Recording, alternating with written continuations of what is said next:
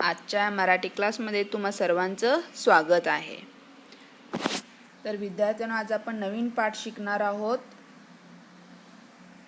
पाठ आहे, सगळ्यात आधी तुम्ही तुमची मराठीची टेक्स्टबुक ओपन करा आणि टेक्स्टबुक सोबत तुमची पेन्सिल सुद्धा काढा। टेक्स्टबुकमध्ये पेज नंबर 34, लेसन नंबर 19, अनुभव 2, पान नंबर 34, पाठ 19, अनुभव 2। अनुभव म्हणजे एक्सपिरियन्स। अनुभव म्हणजे काय? एक्सपिरियन्स। आपल्यासोबत जी एखादी घटना घडलेली असते ते दुसऱ्यांसोबत शेअर करण्याला आपण एक्सपिरियन्स शेअर करतो असं बोलतो। तर या आधी सुद्धा आपण अनुभव पाठ हा पाहिलेला आहे, एक्सपिरियन्स हा पाठ 1 पाहिलेला आहे। तर त्यामध्ये आपण मारियाची गोष्ट ऐकली होती। मारियासोबत काय एक्सपिरियन्स झालं होतं ते आपण त्या पाठामध्ये पाहिलं होतं। आणि आजच्या या पाठात अनुभव 2 मध्ये आपण एका शाळेच्या मुलाची आणि त्याच्या आईची एक्सपिरियन्स शेअर करणार आहोत। चला तर पाठाला सुरुवात करूया। शाळा सुटली, मी घरी निघालो, वाटेत आई दिसली।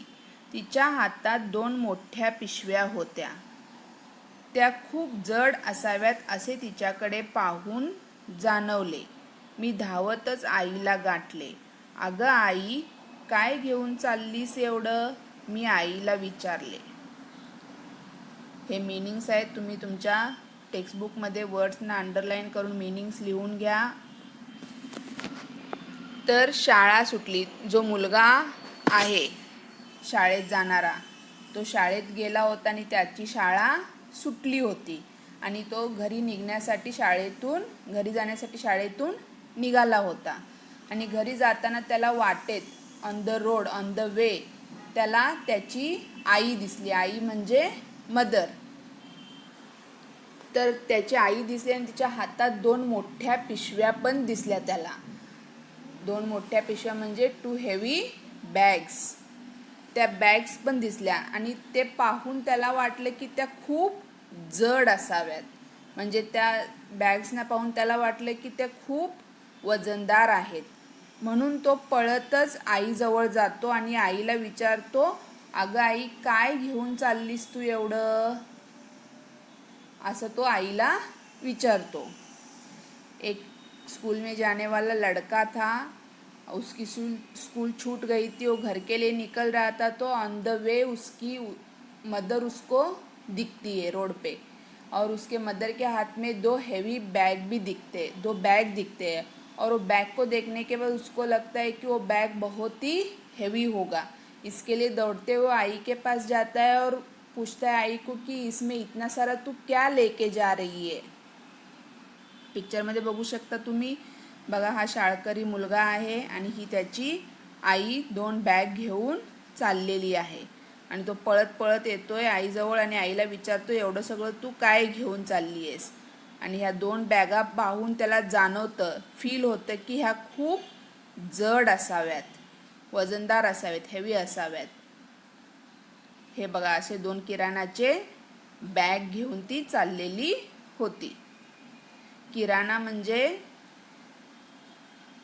पुढे तुम्हाला सांगते, तिच्या हातातील एक पिशवी घेऊ लागलो।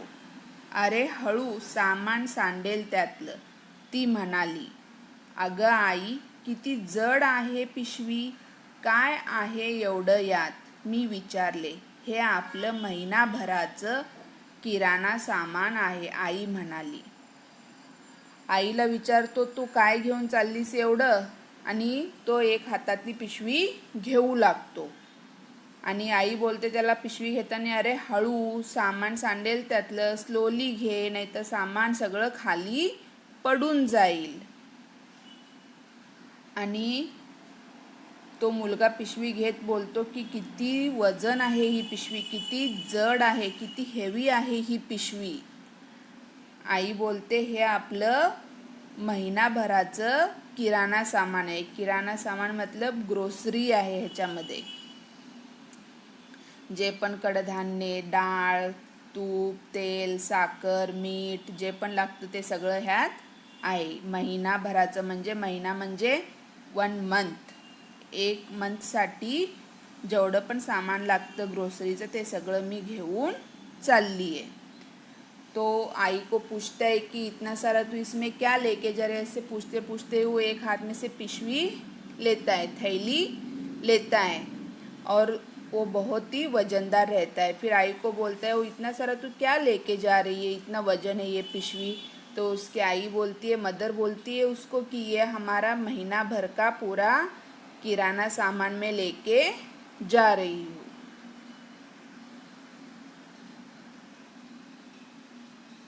एक पिशवी हातात धरल्यावर मला समजले त्या ओझ्याने आईचे हात लाल झाले होते.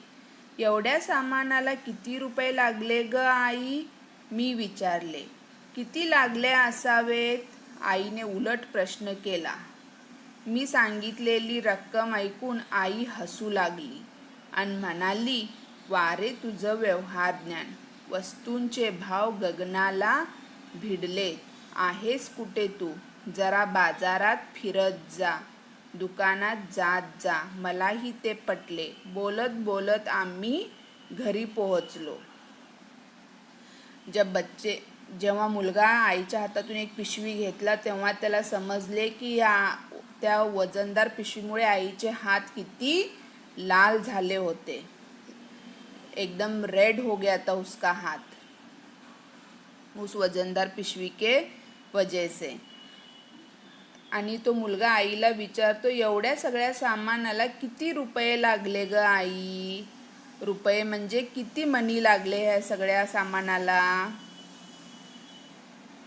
मग आईने त्याला लगेच पैसे नाही सांगत किती लागले ते. मनी नहीं बोलती है आई उसको तुरंत, कितना उसको रुपये लगा वो नहीं बोलती है. उसको ही क्वेश्चन करती है, उल्टा क्वेश्चन करती है कि किती लागले असावे तूच सांग. उल्टा उसको ही क्वेश्चन करती कि कितने लगा होगा इस सब सामान के लिए, कितने रुपए लगे होंगे तू ही बता दे. जेव्हा तो मुलगा पैसे सांगतो आईला तेव्हा आई हसते आणि म्हणते की वारे तुझं व्यवहार ज्ञान. व्यवहार म्हणजे ट्रान्झॅक्शन आणि ज्ञान म्हणजे नॉलेज. जे तुझं ट्रान्झॅक्शन नॉलेज आहे ते किती चांगलं आहे. वस्तूंचे भाव गगनाला भिडलेत. आहेस कुठे तू, जरा बाजारात फिरत जा, दुकानात जात जा. मलाही ते पटले. बोलत बोलत आम्ही घरी पोचलो. तर आईला मुलगा बोलतो एवढ्या सगळ्या सामानाला किती रुपये लागले. तर आई लगेच त्याला पैसे नाही बोलत, त्यालाच उलट प्रश्न विचारते की तूच सांग की किती पैसे लागले असावेत. मुलगा जी रक्कम सांगतो, जे मनी अमाऊंट सांगतो, रक्कम म्हणजे अमाऊंट, जे अमाऊंट सांगतो ते ऐकून आईला हसू येतं आणि आई बोलते, वारं तुझं व्यवहार ज्ञान, वस्तूंचे भाव गगनाला भिडलेत. म्हणजे सगळे वस्तू किती महाग झालेत. गगनाला भिडणे म्हणजे महाग होणे, उसका कॉस्ट बढ़ जाना. गगनाला भिडलेत. आहेस कुठे तू, जरा बाजारात वगैरे जात जा, शॉपिंग करत जा, दुकानात जात जा. असं सगळे म्हणजे सगळ्यांचे भाव तुला माहिती पडेल. आणि ते त्याला सुद्धा पटतं. म्हणजे तो पण ॲग्री होतो, त्या आईने जी बोलते त्या गोष्टीसाठी तो पण ॲग्री होतो. आणि असंच ते गप्पा गोष्टी करत बोलत बोलत घरी पोचतात. हे बघा, मुलगा सुद्धा आईच्या हातातून एक पिशवी घेतला आहे आणि आईच्या हातात एक पिशवी आहे. ते दोघे असेच गप्पा गोष्टी करत घरी निघालेले आहेत. एक हाथ में, बच्चे के हाथ में एक पिशवी है, आई के हाथ में एक पिशवी है और दोनों बातें करते हुए घर की तरफ निकल रहे हैं.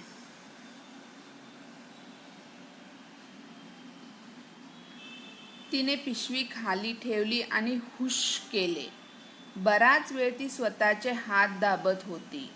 आई, तू दर महिन्याला एवढं ओझं एकटीच घेऊन येतेस, मी तिला काळजीने विचारले. हो रे, आज तू भेटलास, खूप बरं वाटलं, माझं काम हलकं झालं. आई मनापासून बोलत होती. ती खूप दमली होती. तिने घरी पोचतात ते दोघे पण, आई आणि मुलगा दोघे किराणा सामान घेऊन घरी पोचतात आणि आई खाली पिशवी ठेवते. हातातली पिशवी खाली ठेवत श्वास सोडते. हुश म्हणजे आईला ऐसे बोल के बहुत दूर से जब चल के आते तो थकान होती है ना, आने के बाद कैसे हम लोग एकदम श्वास छोड़ते हैं और बैठते हैं, वैसे श्वास छोड़ के पिशवी नीचे रख के वो बैठ गई. श्वास मोकळा श्वास घेतली, खाली बसते आणि बराच वेळ ती स्वतःचे हात दाबत असते. हात दाबत असते म्हणजे ती वजन उचललेली असते ना पिशवी, मग हात दुखत असतं तिचं, म्हणून ती स्वतःचे हात स्वतःच दाबत होती, हँड प्रेस करत होती ती. आणि मुलगा आईला म्हणतो, दर महिन्याला तू एवढं सगळं ओझं एकटीच घेऊन येतेस आई. आईला प्रश्न करतो तो, तू एकटीच दर महिन्याला एवढं सगळं सामान घेऊन येतेस, एवढं ओझं. तर आई बोलते, हो बाबा, मी दर महिन्याला एकटीच घेऊन येते, पण आज तू मला भेटलास ना, मला खूप बरं वाटलं. कारण एक मुलगा आईकडनं पिशवी घेतला होता आणि आईचं एक हात मोकळं झालं होतं, म्हणून आईला बरं वाटत होतं आणि आईचं काम पण हलकं झालं होतं. आणि हे सगळं ती मनापासून बोलत होती, कारण ती खूप दमली होती, टायर्ड झाली होती. मनापासून बोलत होती म्हणजे from heart she is saying everything this. हे बघा, आई पिशवी ठेवते आणि हुश करून बसते आणि स्वतःचे हात दाबत असते. घाम सुटलेला असतो, घाम पण पुसत असते. आणि मुलगा आईला बोलतो, दर महिन्याला तू एवढं सगळं ओझं एकटीच घेऊन येतेस. मुलगा आई को बोलता है, हर महीने तू इतना सब सामान लेके अकेली आती है, एवढा इतना हेवी सामान लेके अकेली आती है. तो आई बोलती है, हाँ बाबा, मैं हर महीने अकेली ही लाती हूँ, पर आज तू मिला ना, इसके लिए मुझे बहुत अच्छा लगा, बहुत मेरा काम हल्का हो गया. ऐसे वो पूरे मन से बोलती रहती है, क्योंकि वो बहुत थकी हुई रहती है. मी आईला म्हणालो, आई, ज्या दिवशी माझ्या शाळेला सुट्टी असते त्याच दिवशी आपण किराणा सामान आणायला जात जाऊ, म्हणजे तूही दमणार नाहीस आणि माझं व्यवहार ज्ञानही वाढेल. सुट्टी म्हणजे शाळेला सुट्टी म्हणजे जेव्हा स्कूल हॉलिडे रहता है, स्कूल को जब छुट्टी रहती है, शाळेला जेव्हा सुट्टी असते. तर मुलगा आईला म्हणतो, ज्या दिवशी माझ्या शाळेला सुट्टी असते ना, त्याच दिवशी आपण काय करू, किराणा सामान आणायला जात जाऊ. आणि ह्याच्याने काय होईल, आईला पण मदत होईल आणि मुलग्याचं व्यवहार ज्ञान पण वाढेल. व्यवहार ज्ञान म्हणजे ट्रान्झॅक्शन नॉलेज पण वाढेल त्याचं सुद्धा. कसं, कारण आईसोबत गेला तर कोणत्या वस्तूचं भाव किती आहे आणि ते आपण कसं घ्यायचं, कमी करायचं, जास्त करायचं, हे सुद्धा त्याला कळून जाईल. तर ह्या पाठातून आपल्याला काय शिकायला भेटलं, आपल्याला घरी आईची मदत करायला पाहिजे. आईचीच नाही तर कोणी पण मोठे लोक काहीतरी काम करत असेल तर आपल्या हातून जेवढी मदत होते, छोटी का होईना, मदत करायला पाहिजे. त्याच्याने त्यांचं पण काम हलकं होतं आणि आपलं नॉलेजसुद्धा वाढतं. तर विद्यार्थ्यांनो, इथे आपला अनुभव 2 एक्सपिरियन्स 2 हा पाठ शिकून झालेला आहे. आशा करते की तुम्हाला हा पाठ समजला असेलच. धन्यवाद.